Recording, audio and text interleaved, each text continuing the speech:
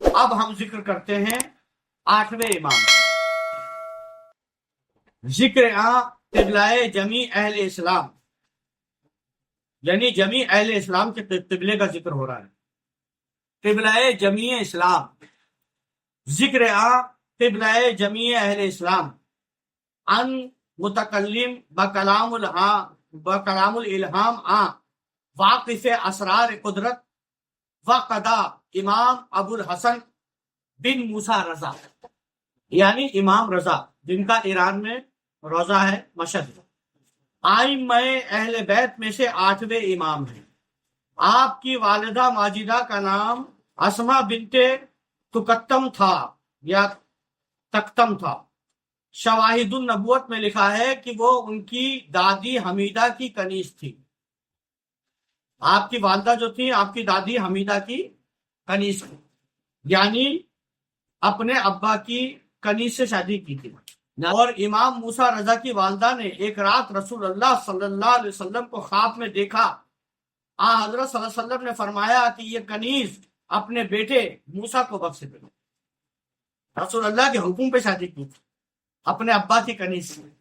یہ کنیز موسیٰ کو بخش دے کہ اس کے اپنے بیٹے موسیٰ کو بخش دے کہ اس کے بطن سے ایک ایسا جوان پیدا ہوگا، اس کے پیٹ سے ایسا جوان پیدا ہوگا جو بہترین اہل زمین ہوگا۔ کیا کہا رسول اللہ نے امام رضا کو؟ بیسٹ آف دا کریشن، بہترین اہل زمین ہوگا۔ میں آپ کو بتا دوں کہ رسول اللہ نے فرمایا کہ ائمہ معصومین بیسٹ کریشن ہے، بہترین اہل زمین ہوگا۔ بس اس نے کہا کہ جب علی رضا میرے پیٹ میں آئے تو نیند میں تسبیح اور تحلیل کی آوازیں سنتی تھی، یعنی امام موسیٰ رضا ماں کے پیٹ میں تسبیح اور تحلیل کرتے تھے، لا الہ الا اللہ سبحان اللہ۔ آپ کی والدہ جمعہ کے دن 11 ماہ ذی الحجہ 148 ہجری کو، یعنی بقرہ عید کے 11ویں دن، یعنی ذی الحجہ کی 11 تاریخ کو 148 ہجری 148 ہجری کو مدینہ منورہ میں ہوئی۔ آپ کی جو ولادت ہے وہ 11 ذی الحجہ کو 148 ہجری کو مدینہ منورہ میں ہوئی، یعنی آپ کی برتھ، ٹھیک ہے۔ دوسری روایت کے مطابق آپ کی ولادت 153 ہجری میں ہوئی۔ آپ کا اسم مبارک علی تھا، آپ کا نام کیا تھا؟ علی۔ کنیت ابو الحسن تھی، پکارنے والا نام کیا تھا؟ ابو الحسن اور ابو محمد تھا۔ اور آپ کا جو ٹائٹل تھا وہ تھا رضا، مرتضی، ضامن و صابر۔ رضا، مرتضی، ضامن اور صابر آپ کا لقب، اور بھی لقب۔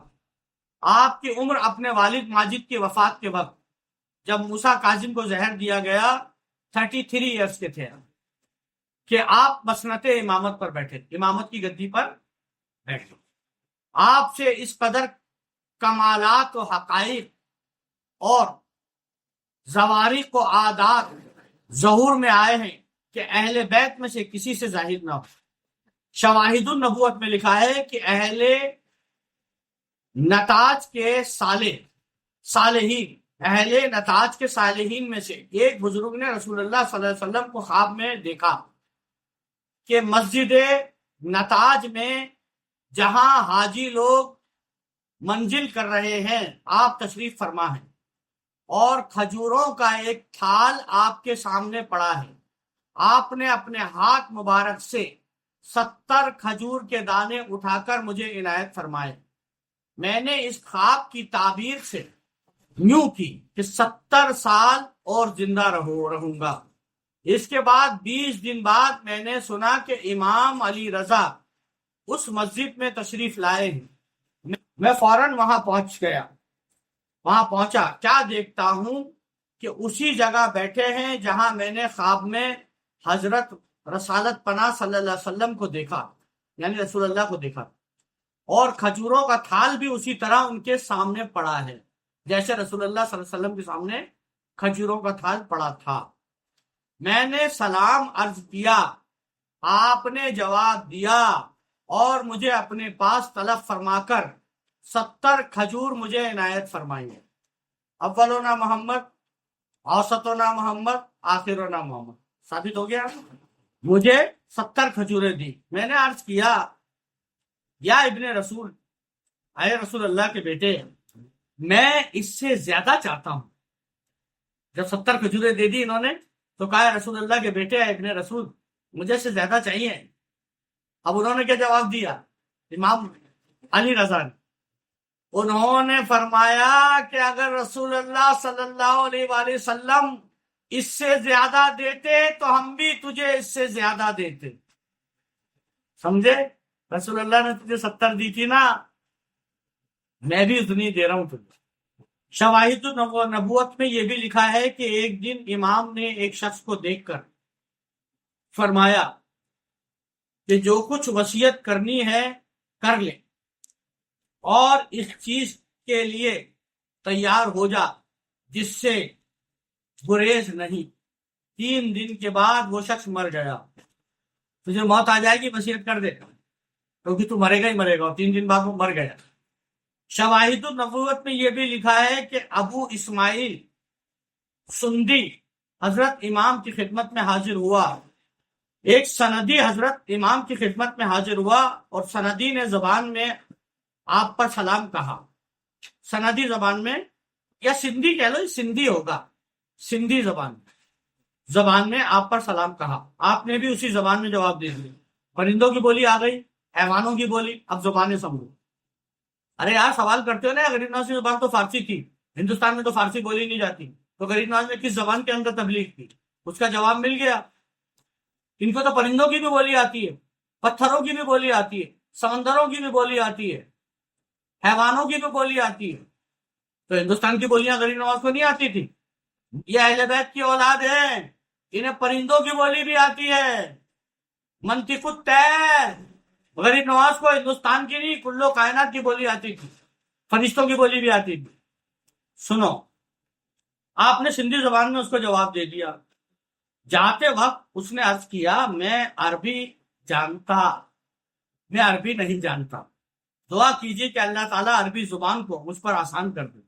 آپ نے اپنے دست مبارک اس کے لبوں پر رکھے. اس نے کہا مجھے عربی نہیں آتی. سندھی نے کہا دعا کیجیے مجھے عربی زبان آ جائے. آپ نے ایسی 2 انگلیاں اس کی زبان پہ رکھ دی اور وہ فوراً عربی زبان بولنے لگے.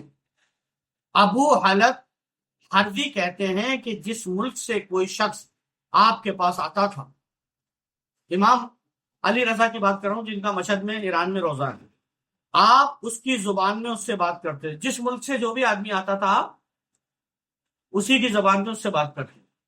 انہی کی اولاد تھے غریب نواز. دیکھو رسول اللہ کو اللہ سے علم عطا ہوا، یعنی اللہ نے علم عطا کیا، اللہ کا علم، رسول اللہ کا علم. پھر علی کو اللہ اور رسول اللہ دونوں کا علم عطا ہوا، خود علی کا بھی علم اس میں شامل. مولا علی کے بعد امام حسن کو جو علم حاصل ہوا تو 3 کا علم اور امام حسن کا بھی ہے نا. اب وہ 12 یہ لے لو. اب اور میں بات کروں گا ایک امام کی تو اور 4 علم اس کے پاس آ گئے. اور پیچھے جاؤ 5 علم ان کا خود کا علم. اور پیچھے جاؤ 6 علم ان کا خود کا علم 7واں ہے نا. پھر اور پیچھے جاؤ ان کا علم، پھر اللہ رسول اور علی اور ان کا ہے نا. اب غریب نواز پہ آ جاؤ تو آپ کے اندر کتنے علم ہوں گے، سوچ بھی نہیں سکتے ہو کتنے علم ہوں گے. بتا نہیں پا رہے ہیں تو غریب نواز کے بارے میں جو بھی ملک کا آدمی آتا اسی کی زبان میں اس سے بات کرتا، بلکہ اس سے بھی زیادہ، اس سے بھی زیادہ فصیح اور بلیغ زبان میں اسی کی زبان اس سے بھی خوبصورت انداز میں بولتے.